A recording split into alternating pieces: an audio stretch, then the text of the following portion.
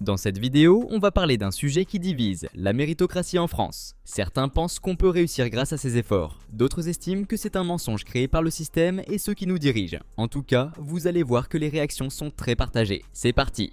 La méritocratie n'existe pas. Arrêtez d'avoir une mentalité de faible. Sur Twitch, là, à l'heure actuelle, je suis dans le top 0,00005. Et je suis qui? Moi, je traînais pas avec Gotaga quand j'étais petit. Je regardais même pas les streams. Et pourtant, là, j'ai autant de viewers. C'est le top 0,000. Arrêtez d'avoir une mentalité de faible. Sinon, vous allez rester faible et vous allez jamais grandir dans vos vies. Travaillez. Il y a des gens qui arrivent à faire des choses. T'es une exception. Je suis pas une exception, en fait. C'est une phrase de faible de dire t'es une exception. Il y a quoi de différent chez Michou, chez Inoxtag? Il y a quoi de différent? On est des gens normaux qui avons travaillé, qui avons cru en nous et qui n'avons pas abandonné, tout simplement. La méritocratie n'existe pas et je m'en fous. Pensez ce que vous voulez, pensez ce que vous voulez. Bande de pessimistes. Vous pensez que le PSG, il y a 10 ans, ils auraient pensé qu'ils allaient gagner? Vous pensez qu'ils allaient taper 5-0 l'Inter en finale de Coupe de Ligue des Champions? Vous pensez vraiment, quand ils étaient en train de perdre là, tout le temps perdre, vous pensez que c'est pas lié au travail, ça, les gars? Ok, il y avait l'argent de Nasser, ok. Mais Dembélé, il a travaillé. Doué, il a travaillé. Ils ont travaillé. Mais vous croyez trop que l'argent, ça résout tout. Vous m'énervez parfois. Vous avez tellement une mentalité de perdant. Pourquoi vous pensez comme ça, les gars? Ça me dépite. On n'est pas perdant, juste réaliste. C'est une phrase de perdant, ça. T'as perdu, bah recommence. Fin. Mais en fait, toi, tu vas perdre 10 fois et tu vas dire, bah, je suis réaliste, en fait, je suis trop nul, j'arrive pas. Bah ouais, t'es un perdant, frère. Pour lui, penser que tout le monde ne peut pas réussir, c'est avoir une mentalité de perdant. Il encourage les gens à être plus ambitieux et bosseurs. Mais vous allez voir que certains ne partagent pas son point de vue. Écoutez la suite. Tout le monde ne peut pas réussir, la méritocratie n'existe pas. Laissez-moi m'expliquer avant de venir m'attraper. Quand je dis que la méritocratie n'existe pas, c'est qu'on part pas tous du même point. On n'est pas tous égaux à la naissance. Donc non, même si on s'en donne les moyens, des fois on ne réussit pas. Et ce débat il est tellement controversé parce que j'entends tellement de gens dire oui, si tu travailles t'es obligé de réussir. Non, souvent c'est le même type de personne qui tient ce discours. Mais non, on grandit pas tous avec une cuillère en or dans la bouche, on ne peut pas tous réussir. Par contre, me faites pas dire ce que j'ai pas dit. J'ai pas dit que la classe populaire ne pouvait jamais réussir. C'est beaucoup plus dur de réussir en partant de rien. Parce que quand j'entends certains de vos discours, vous insinuez qu'un fils de politicien a les mêmes chances de réussir qu'un fils d'ouvrier. Non!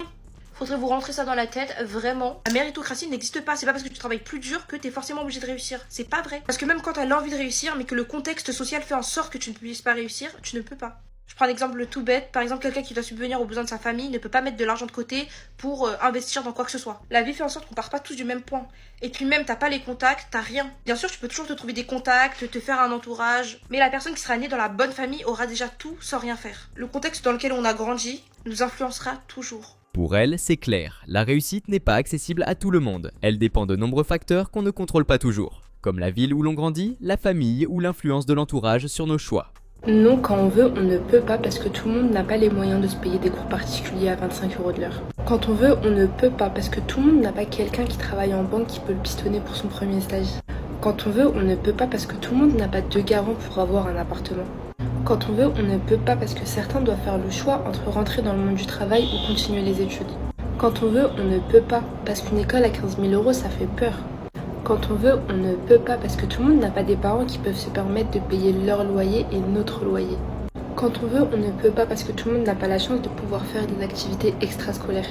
Et moi, ce qui me fait rire, c'est que c'est souvent ceux qui ont eu la chance de tout avoir qui viennent nous dire que quand on veut, on peut. Cette femme évoque les difficultés qu'on peut rencontrer au quotidien, même avec de la volonté. Clairement, on ne part pas tous avec les mêmes chances. Mais dans le prochain extrait, vous allez voir qu'une personne pense totalement différemment. Je suis hyper intransigeante avec les fils et filles d'immigrés qui ont grandi en France, qui sont nés en France. Tu ne peux pas avoir le passeport français, avoir été à l'école de la République, avoir tous les avantages que tu as et ne pas t'en sortir. Pas possible. Ou ne pas essayer de faire mieux que tes parents ont fait en venant en France. Je suis actuellement au Maroc, à Meknès, donc une petite ville du Maroc, une petite ville familiale. Ville impériale, mais petite ville quand même. Donc c'est pas une grande agglomération où il y a beaucoup d'argent à faire quand tu es issu de la population marocaine. Et j'ai vu mon cousin qui est né, qui a grandi à la campagne bien profonde avec qui je passais mes vacances. Il n'a pas été à l'école, donc il s'appelle lire et écrire. Mais c'est quelqu'un de très joyeux et qui avait faim de s'en sortir. En sachant que leur mère est décédée lorsqu'ils étaient très petits. Donc partiellement orphelins. Dites-vous qu'il a pris ses clics et ses claques à la majorité et qu'il a pris ses petits frères avec lui, ses deux petits frères, issus de la même mère qui est décédée. Et ils sont partis à Tanger. Et oui, ils ont beaucoup galéré, ils ont fait des petits boulots, ils ont vécu dans une pièce à 3. Oui, ils ont même appris à faire des sushis dans un restaurant japonais avec des japonais. Au final, les 3 sont mariés avec des enfants, des emplois stables. Ils travaillent même à côté de leur emploi stable. Et ils s'en sortent tant bien que mal, malgré le départ qui n'était pas forcément avantageux. Ces mecs-là, tu les aurais fait grandir en France, ils auraient tout arraché. Et leur vie n'est pas finie, bien sûr. Donc, ils ont encore plein de belles choses à accomplir. Donc désolé si je suis intransigeante, mais au niveau où vous êtes vous aujourd'hui, vous n'avez pas le droit de ne pas vous en sortir et de ne pas réussir. Selon elle, il est tout à fait possible de réussir dans la vie, surtout quand on a grandi dans un pays développé comme la France. C'est un message clair adressé aux enfants d'immigrés. Il faut se bouger et arrêter de chercher des excuses. Parce que monsieur, vous parlez beaucoup de méritocratie à l'école, et la méritocratie à l'école, elle n'a jamais existé, d'accord? Et vous avez empiré la situation. Citez-moi un moment dans l'histoire de France où l'école française a été méritocratique. Pourquoi vous dites ça? Et parce que c'est un fait. Mais pas du tout. Historiens, pédagogues, tous le disent. Qu'est-ce qui vous fait dire qu'il n'y a pas de méritocratie à l'école? Madame Oulia Castera. Mais d'accord, mais ça c'est un fait isolé. Vous pouvez pas dire que la méritocratie à l'école n'existe pas. Monsieur Gabriel Nous sommes Attal. des millions en France à être des exemples de méritocratie Emmanuel à Macron. l'école. Gabriel Attal, c'est la jeunesse qui a eu énormément de chance dans la vie, qui a été dans les grandes écoles. Je suis très heureux pour lui. Mais moi, je connais beaucoup de jeunes, notamment dans ma circonscription, il pleut dans leur salle de classe. Sur la question des groupes de niveau, Belloubet, elle pourra dire absolument ce qu'elle veut. Il y a des postes qui sont supprimés et dans le même temps, on demande aux professeurs de faire 2 fois plus alors qu'ils sont sous-payés. En fait, aujourd'hui, c'est quoi la principale préoccupation des jeunes? C'est notamment la question de Parcoursup, où on manque de place à l'université. C'est la question de l'orientation scolaire, où on demande à des élèves de choisir de plus en plus tôt quel métier ils veulent faire pour le reste de leur vie, alors que c'est de plus en plus long de choisir. C'est la question du contrôle continu et des rythmes scolaires ultra surchargés, des temps de transport. C'est ça les questions d'éducation. C'est pas toutes les rhétoriques politiciennes qui vont venir autour. Et de ce point de vue-là, Gabriel Attal ne change absolument rien. L'ambiance est clairement tendue sur le plateau. L'un des intervenants voit la méritocratie comme une véritable supercherie et prend pour exemple certains membres du gouvernement pour appuyer ses propos. Et vous, qu'en pensez-vous? Je suis tombé sur la vidéo de Papsan, l'influenceur, qui parle de méritocratie. En fait, sa manière de parler, elle m'énerve parce que c'est très facile de parler comme ça quand on a réussi. Moi, je vais vous parler d'un domaine que je connais, le sport professionnel. J'ai été basketteur professionnel pendant 18 ans. J'ai joué en Betclic Elite quand même, c'est pas trop mal pour ceux qui connaissent un peu le basket français. Bref, aujourd'hui, quand je m'adresse à des jeunes, quand il y a des jeunes qui viennent me demander des conseils, je leur dis, il faut travailler dur, il faut croire en vos rêves, il faut bosser comme un acharné. Mais je leur dis aussi que c'est pas parce que vous bossez dur que vous allez travailler comme des fous que vous allez réussir. Malheureusement, c'est comme ça. Dans le sport professionnel, dans les centres de formation, on dit souvent beaucoup d'appelés, peu d'élus. De ma génération, de mon centre de formation, je suis le seul à avoir fait une carrière. Le seul, tout seul, un parmi je sais pas combien. Vous imaginez un peu le truc? Donc oui, il faut bosser dur. Oui, c'est important de travailler, de croire en ses rêves, etc. Mais ça ne veut pas dire que vous allez y arriver. Il y a des mecs qui étaient plus forts que moi. J'ai pas peur de le dire, il y a des mecs qui étaient plus forts que moi. Mais ils n'ont pas eu les mêmes opportunités que moi. Ils n'ont pas eu la chance de faire le sport-études, ils n'ont pas eu la chance de rentrer dans un centre de formation. Et derrière, ils n'ont pas eu les opportunités que moi j'ai eues pour être professionnel, malheureusement. Et c'est comme ça. Et pourtant, c'était des mecs, des acharnés de travail, des mecs qui bossaient dur, qui étaient à la salle tous les jours.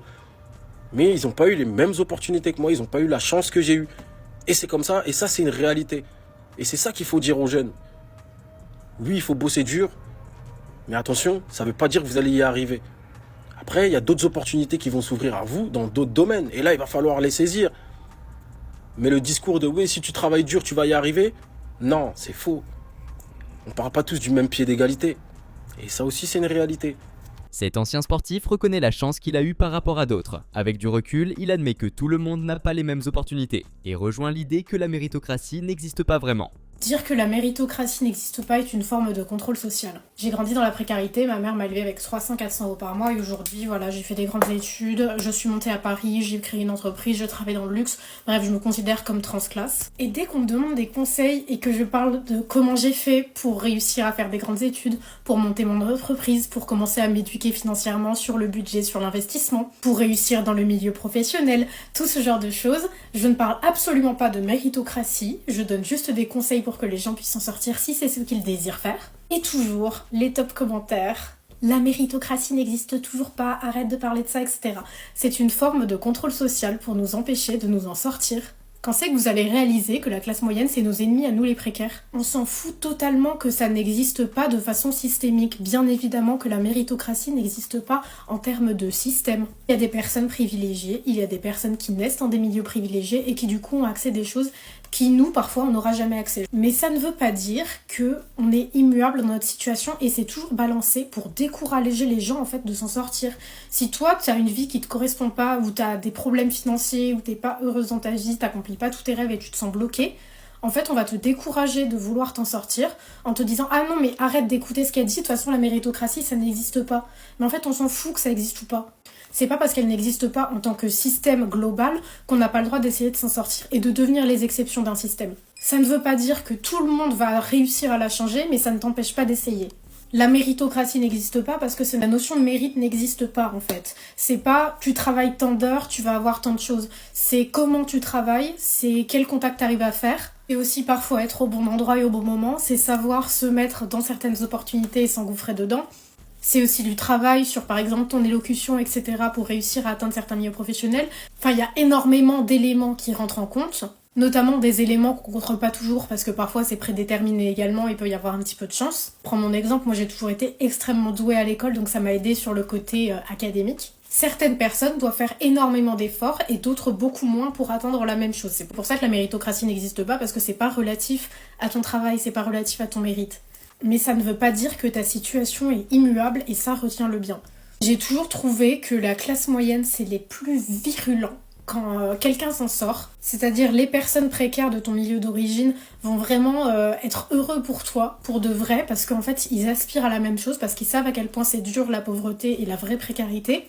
Quand à côté la classe moyenne est dans un espèce de confort entre deux, moi ce que j'appellerais une zone de confort, n'a pas à faire autant d'efforts au quotidien pour survivre, donc n'a pas conscience de ce que c'est la précarité. Et à côté, toutes les personnes privilégiées et bourgeoises vont énormément t'encourager et être fières de toi. Après, il y en a beaucoup où ça va aussi être hypocrite et justement pour valider cette idée de la méritocratie. Mais la virulence des classes moyennes à l'égard des personnes qui s'en sortent, vraiment, c'est abusé. Ça leur renvoie avec une extrême violence leur situation actuelle et du coup, ça les fait vriller. Mais en fait, arrêtez de balancer le mot « Ah, la méritocratie n'existe pas » sous chaque vidéo qui parle d'un petit peu comment évoluer, comment changer sa vie. Personne n'a remis en question le fait que la méritocratie n'existe pas en tant que système, ça veut pas dire qu'en tant qu'individu on peut pas changer notre situation. Pour elle, il faut arrêter de croire qu'on ne peut pas évoluer individuellement. Elle estime surtout que les classes moyennes ne devraient pas décourager les plus précaires dans leur envie de changer et de s'en sortir. Juan Branco atomise la croyance de la méritocratie avec un exemple simple. À un moment, je m'ennuyais et donc j'ai décidé de postuler comme prof remplaçant à l'Académie de Créteil. En 2 jours, j'ai reçu un mail qui m'a convoqué à l'Académie. Ils m'ont proposé un poste à Thiers, de prof de SES. Et je me retrouve face à 5 classes de seconde et une classe de terminale, donc genre 200 élèves du jour au lendemain. Hein. Vraiment, l'entretien durait 15 minutes et ça faisait 2 mois qu'ils avaient pas de cours. On entendait les mouches voler, hein, ils étaient paniqués. J'ai fait de la socio avec eux et donc j'ai ressorti Bourdieu et compagnie qui travaillent sur les questions de méritocratie, d'école et ainsi de suite. J'ai retrouvé les stats. Et j'aurais dit, est-ce que vous pensez que vous êtes 40 fois, qu'il y a une possibilité que vous soyez collectivement 40 fois moins intelligent que des gamins qui sont nés à 15 km de chez vous? Est-ce qu'il y a une possibilité génétique, sociale, quoi que ce soit, qui explique que vous soyez 40 fois moins, hein, pas 1,5 fois moins, pas 20% moins, non, 40 fois moins intelligent? Et ils répondaient pas. Je dis, bah, vous avez 40 fois moins de chances de rentrer dans une grande école ou de réussir à avoir un diplôme que les gamins qui sont scolarisés dans le 5e arrondissement. Et je leur montre les chiffres, et il y en a qui me croyaient pas. C'est-à-dire qu'en fait, c'était tellement violent de se rendre compte à quel point ce système est discriminatoire, pas du tout méritocratique, et dès le début pipé. C'est-à-dire qu'en fait, les bourgeois sont en concurrence avec les bourgeois pour avoir les meilleures écoles, et le reste de la population, elle est laissée dans sa en gros. Et en fait, on en sauve quelques-uns de temps en temps pour maintenir l'apparence. Et parce que si vous défoncez, vous allez peut-être réussir vraiment avec 40 000 facteurs de hasard. Et comme il y a 300 000 personnes chaque année qui passent le bac, bah, vous en aurez toujours quelques centaines qui vont déjouer les statistiques. Mais statistiquement, ça va rester écrasant, en fait. Et donc, il y avait cet écart qui était tellement sidérant qui faisait que quelques mois plus tard, je me retrouve au dîner d'anniversaire des 18 ans du petit frère d'un ami qui était Henri IV. Et qui me dit qu'il venait d'avoir le bac. Il venait de passer le bac, donc il était en terminale ES, pareil. 35 élèves, 34 mentions très bien. Il y en a un qui avait raté, qui avait que une mention bien. Et moi, dans mon lycée à Thiers, on avait 70% de réussite au bac. Donc c'est-à-dire qu'il y avait eu 1 ou 2 mentions sur. Et donc là, vous voyez ça. Et vous voyez les gamins, enfin, c'est pas parce que vous habitez à Thiers que vous êtes un triso et que vous habitez dans le 5e arrondissement que vous êtes un génie. Enfin, personne n'y croit à cette histoire, quoi. Et pourtant, on va tout faire pour vous faire avaler ça. Et face à ça, en fait, il faut tout simplement se rebeller. En fait, il faut refuser et il faut déconstruire le mythe. Avec son expérience en tant que prof, il vient soutenir l'idée que la méritocratie n'existe pas en France. Selon lui, le système est profondément inégal dès le départ, et il faut absolument lutter contre ça pour donner à chacun les mêmes chances de réussir.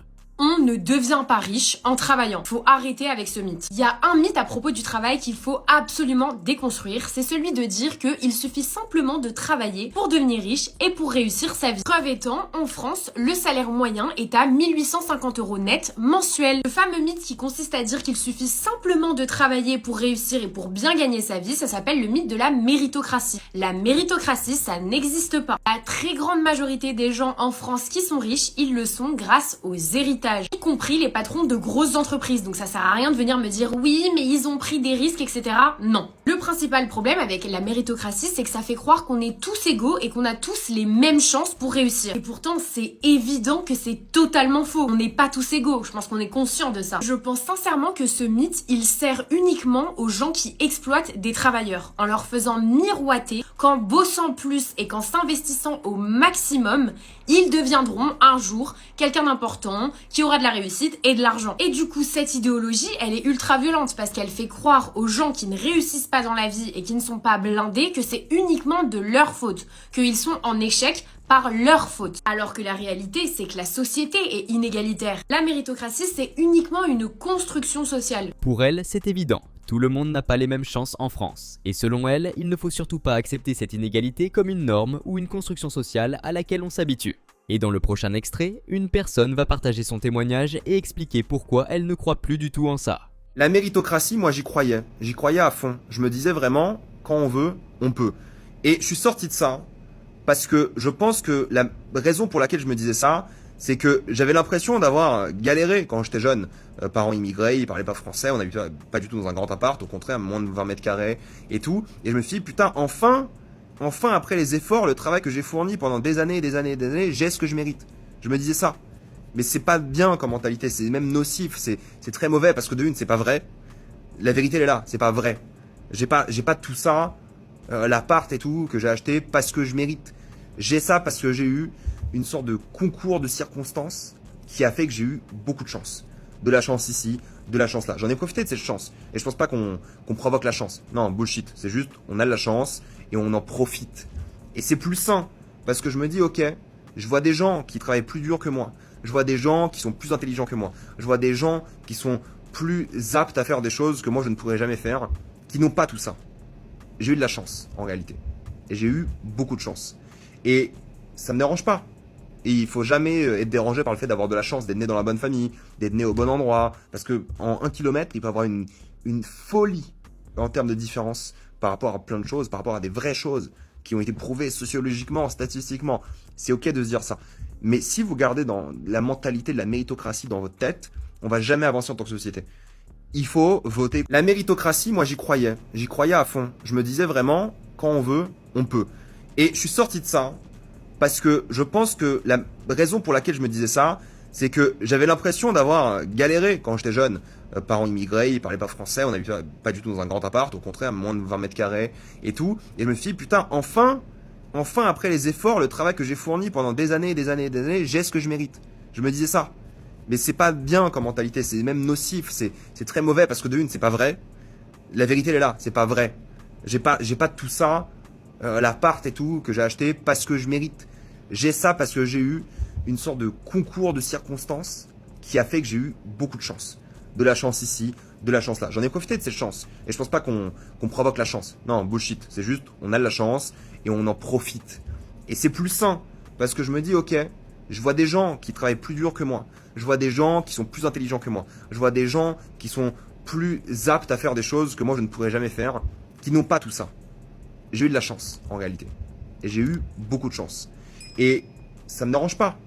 Et il faut jamais être dérangé par le fait d'avoir de la chance, d'être né dans la bonne famille, d'être né au bon endroit. Parce que en 1 kilomètre, il peut y avoir une folie en termes de différence par rapport à plein de choses, par rapport à des vraies choses qui ont été prouvées sociologiquement, statistiquement. C'est ok de se dire ça. Mais si vous gardez dans la mentalité de la méritocratie dans votre tête, on va jamais avancer en tant que société. Il faut voter contre ça. Il faut voter pour essayer d'équilibrer les chances. Il faut voter pour des politiques publiques où s'il y a 1 kilomètre d'écart, vous allez aller dans une école qui dans tous les cas est bonne. si vous êtes issu des parents immigrés ou de parents français, vous allez avoir les mêmes chances de réussir. Ou en tout cas, essayez d'égaliser le plus possible. C'est ça, parce que si vous dites quand on veut, on peut, en fait, il y a des gens, ils vont se tuer à la tâche, qui vont avoir un travail normal, d'autres qui vont beaucoup moins bosser parce que, voilà, des chances à droite à gauche. Et il y aura des déceptions, il y aura de la haine, de la colère. C'est ok de se dire qu'on a de la chance. Selon lui, il est sorti d'une illusion, celle de croire en l'égalité des chances. Pour lui, il faut désormais mettre en place de vraies lois pour rééquilibrer le système, et il appelle tout le monde à voter intelligemment pour faire évoluer la société. Bref, comme vous l'avez vu, c'est un sujet très particulier. Je vous laisse donner votre avis dans les commentaires, et on se dit à bientôt.